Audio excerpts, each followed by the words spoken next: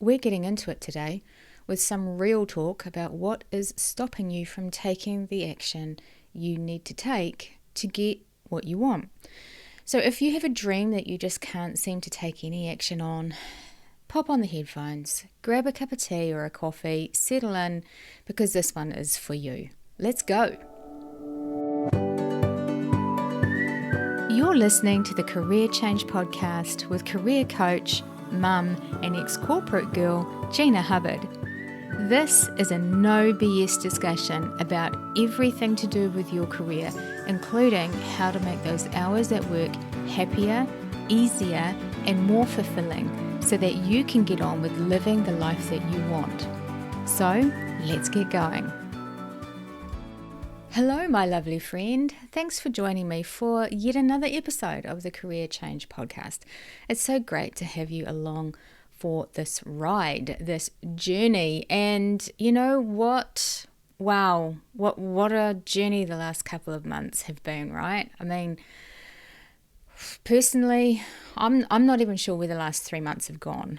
I've been super busy with, family stuff, kids, winter sports, and generally actually just trying to get ahead of my health. Like I have, and I know that this is a safe place and we can share here. So I have been struggling with all the symptoms of menopause, and I have to say, it fucking sucks. I'm not going to sugarcoat it. Menopause it's mean, and I don't wish it on anyone. The only problem that we have as women is that if you live long enough, you will experience menopause, right? 100% of women who live long enough experience menopause to some degree. So it doesn't feel very fair, but it is what it is. And you've just got to try and do your best to work with the symptoms and try different things to feel better, which is the phase of life that I'm in right now. And it is awesome.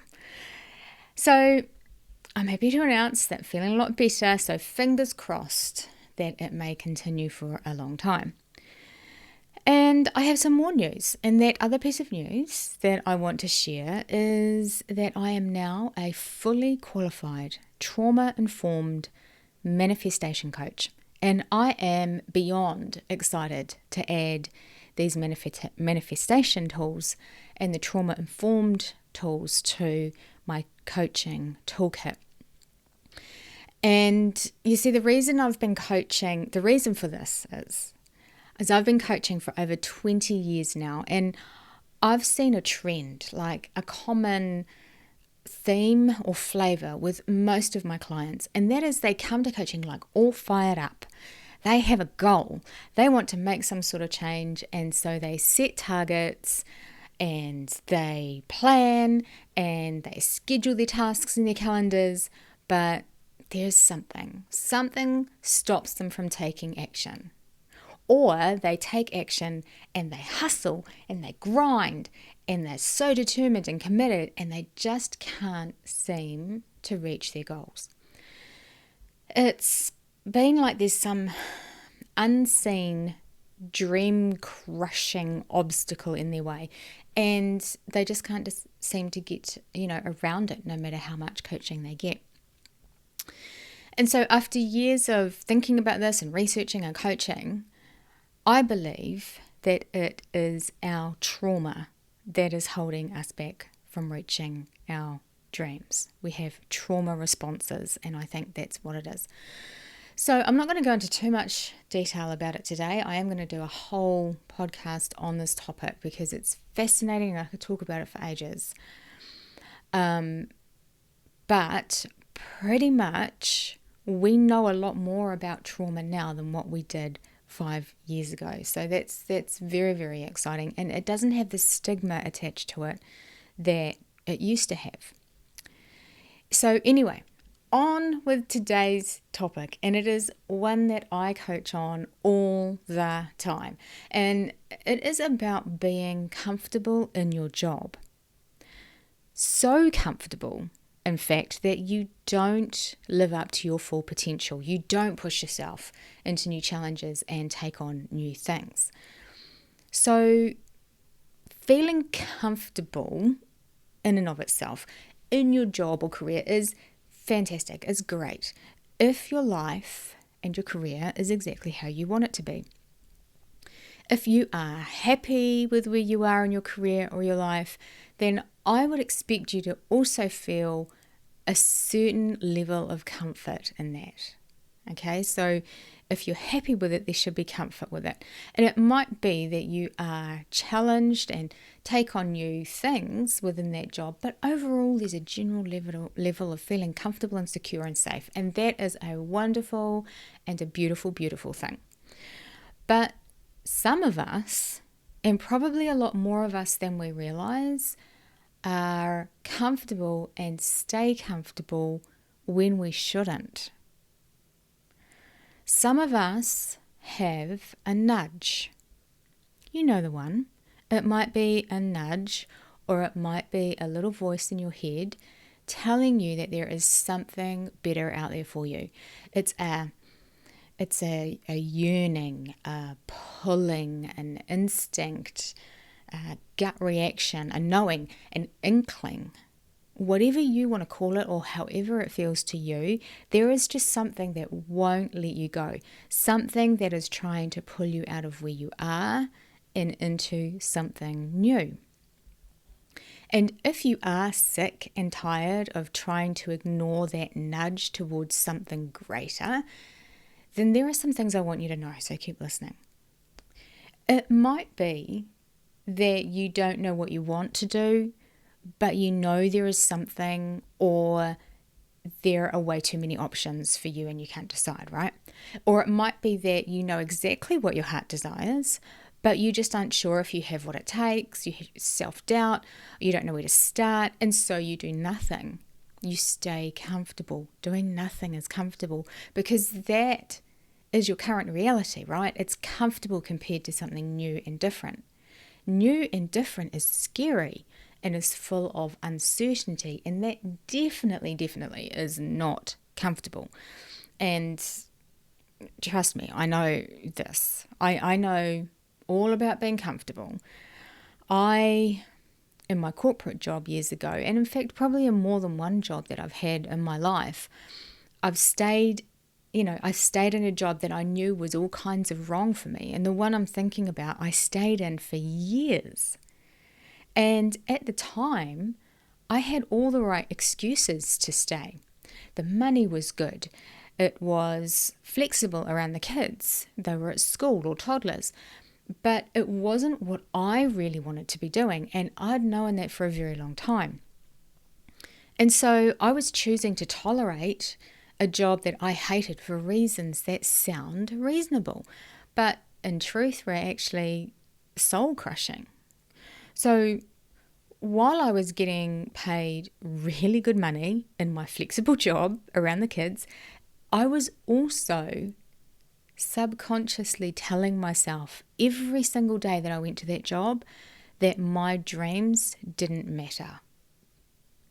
I was tolerating a soul-destroying job for good money and flexibility.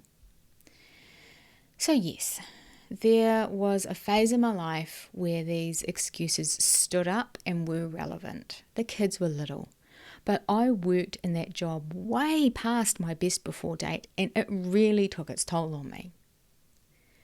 So here's another way of looking at it, and I was actually just talking to a client about this today. It's like we enter a phase of our lives, especially when we have kids, where we prioritize everything we need from a job that works for other people, and we forget about the things we need from a job, like the things we need. And it's just another way that women continue to put other people ahead of themselves, right? We have been parented, taught, socialized to nurture and care and put other people before the needs of ourselves. Does that sound familiar to you? Flexible around the kids, check. Make good money, check. Good annual leave time for holidays, check. Brings me joy, no. Is work that I, is work that I enjoy doing and makes an impact, no. Work that satisfies my soul's purpose? No. But we justify it because we need the money or the flexibility. And to be honest, this is perfectly reasonable and valid. I'm not saying that this is the wrong thing to do. We definitely have seasons in our lives where some things are more of a priority than other things, and that's okay. But there has to be a time limit on these seasons in our lives when we aren't feeling passion and joy for our work. Otherwise, you will burn out and you will resent not only the job, but the people that you make the sacrifices for. And this is where the comfort comes into it. In the season of your job, having to meet the needs of others more than yours, it can be really easy to get comfortable and start excusing your dreams away. You get comfortable in the security of a job. You know everyone. You know what you're doing and you do it well. And the people are okay. Sometimes the people are amazing. And the safety and comfort that you feel from being in a job like that is huge. It's massive. And it's very, very tempting to stay in these jobs. And if it's your perfect job, your dream job, then there is zero reason for you to even consider moving on. But if you have that nudge, that yearning, that desire to do something else, then that comfort is the most dangerous thing you can feel. Our brains, you see, and I've said this before, they like to be comfortable. Comfortable is safe. If we are comfortable, then we are safe. And if we are safe, our primitive brain is happy. So it will provide you with all the excuses and thoughts under the sun as to why you should stay where you are. And so that means then that if you are in a comfortable job, but you have a desire to do something else, you are first going to have to sign up to feeling very uncomfortable, and you're going to have to stop listening to all the excuses, all those thoughts from your brain. You see, leaving a job that is comfortable to pursue your dream job is the most unsafe thing your poor primitive brain can think to do other than jumping off a cliff. It will throw a teenage tantrum, and I know I've got teenagers, I know what one looks like. It will huff, it will puff, and try to get you to change your mind and stay where you are, safe and comfortable. But here's the thing, your dreams are on the other side of feeling uncomfortable. Uncomfortable is one of the investments you make when signing up to do hard things, and chasing our dreams can be hard. But, and here's the thing, we can also build up a tolerance for feeling uncomfortable. It's like wanting to start to lift weights at the gym. Even starting off with really light weights, you know you're going to be sore the next day. But if you want to build up your strength, you have to keep going. You have to keep feeling the pain to get stronger and stronger. That's the investment. You have to keep committed. You have to keep signing up to that. It is the same with going after your dreams. You have to build up your tolerance for feeling uncomfortable so that you can take the action that you need to get what you want. What you want. So let's take a beat and let's look at it from a trauma-informed lens for a minute. So it is possible that leaving your job to follow your dreams feels so uncomfortable, is so scary, and feels so unsafe that you trigger your nervous system and you go into fight, flight, freeze, or fawn, or even could activate a past trauma response. And when you are in that mode, when your fight, flight, freeze is triggered, you are actually unable to use your executive brain function. Your prefrontal cortex, the executive brain, where you make all your decisions, that is turned off when you're in fight, flight, or freeze. So you can't use your executive brain function to make decisions and take action. So you don't take action. You stay where you are, comfortable and safe. Everyone has trauma to some degree. You can't have a human life without it. Some people have more than others, and everyone's trauma is different. And the way that everyone's trauma shows up is different. And for some of us, it shows up when trying to do hard things like following our dreams. So you can see how there are different aspects that we need to take into consideration here, because if you don't have any trauma around changing jobs, then you are free to feel uncomfortable and do hard things and achieve goals. I'm not saying that it's not going to be uncomfortable. It's always going to be a little bit uncomfortable, but it's your tolerance for that uncomfort. But if you just can't, if you really want to, but just can't seem to take the steps you need to achieve your goals, it could be that you have a past trauma response holding you back, or that the thought of changing jobs activates your nervous system. Now, I have an example of this. I have a rather sticky trauma response when it comes to money. Now, I love money. I want a lot of money, and I want other people to have all the money they want. But the scarcity of money, thinking that there is not enough money, triggers me into freeze mode. And in this state, I'm not able to take action. I don't know what I want to do next. I procrastinate. I spend a lot of time trying to escape in books and social media, and I'm generally unable to take any affirmative action towards making money because my trauma response is holding me back. And so this is something that I work on, obviously. So the question then becomes, how do you know if you have a trauma response around changing jobs or careers or not? And actually, the awareness of it is probably a little bit easier than you'd think. So the first thing to do is to try to take action.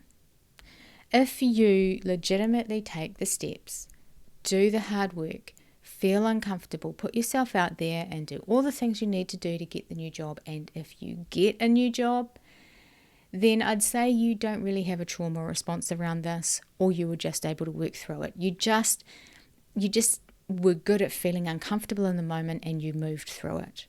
But if you make plans and lists and procrastinate and schedule things on your calendar but then make up excuses to not do them, or if you do all the things, go to interviews, put yourself out there, do the hard work, but don't get any job offers, and this has been going on for months, then it may be that you do have a trauma response that is stopping you from doing the work or stopping you from receiving a new job. So there just might be something sabotaging your success. It doesn't come down to you being lazy or not having what it takes or not knowing what you... That's got nothing to do with it. And this is good to know, right? Now, I know that the word trauma in itself can be triggering, and if there was another word to use that was appropriate, then I would use it. But it's only triggering because the word is misunderstood. And I'm going to do the work here on this podcast to normalize the word, because we all have trauma in our lives. And I'm going to work on that in my coaching to break down the stigma attached to that word so that we can start to understand how powerfully our trauma and our trauma responses shapes our lives and how we can change that if we want to. We do not have to continue to be sabotaged by our trauma responses. We can move past these and achieve our goals. We can change if we want to, so that we can go from judgment and shame to curiosity. So, what are you doing? Do you love it? Does it light you up? Does it meet your emotional needs as well as your financial ones? And if it doesn't, then you have to ask yourself, why are you tolerating a job that doesn't meet your needs? Do you like those reasons that you come up with? Is this job only for a season? Then that's okay, that's great. You're doing what you need to do, that's fantastic. But keep your dreams close. Think about them often to keep them alive, and take the action you need to take once you are in a new season of life. Don't miss it. Don't miss the end of the season like I did and just keep going and going and going. But if it's not a season, if the time is now, then you need to ask yourself, What am I missing out on? Because it is never too late to change, and you might be missing out on more than you realize. In fact, I promise you are. So I would like to offer you, my friend, take a look. Take a look at your career.